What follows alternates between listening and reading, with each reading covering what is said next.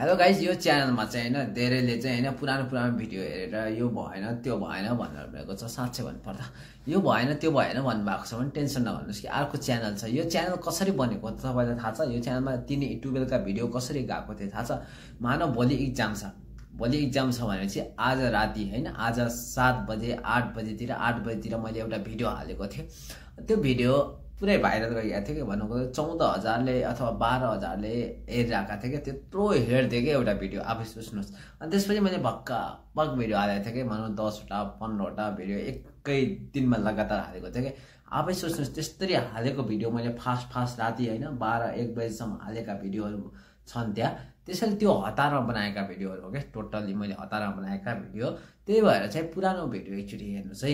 अहिले पुरानो भिडियोमा त्यस्तै हालत छ। त्यही भएर नयाँ च्यानल खोलेको छ, नयाँमा गएर एकचोटि तपाईँहरूले हेर्न सक्नुहुन्छ नयाँ च्यानलमा है। नयाँ च्यानलमा टोटल्ली नयाँ च्यानलमा हालेको छु।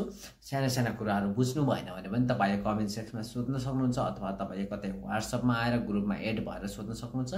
यो तपाईँहरूको मर्जी है। त्यसले एक्ज्याक्टली कुरा गर्नुपर्दा यहाँ आएर यो च्यानल त मेरो त पुरानो च्यानल हो कि, यो पुरानो च्यानल हो। अनि योभन्दा पहिलेका वर्षको चाहिँ मैले टोटल्ली है A to Z हालिदिएको थिएँ।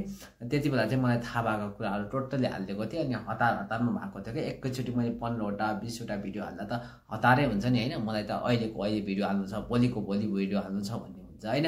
त्यसैले तपाईँहरू टेन्सन नगर्नुहोस्। त्यो भिडियो चाहिँ मैले त्यहीको लागि हाल्यौँ भन्ने सोच्नुहोस् न है। मैले चाहिँ हतारमा हालेको थिएँ त्यो भिडियो। त्यही भएर तिनी भिडियोहरूमा म गएर कमेन्ट गरेर यो भएन त्यो भएन, यो हतारमा भयो, यो भएन भनेर नभन्नुहोस्। किनकि I have made on the channel for this year है। यो वर्षको लागि मैले अर्को च्यानलमा हालेको छु।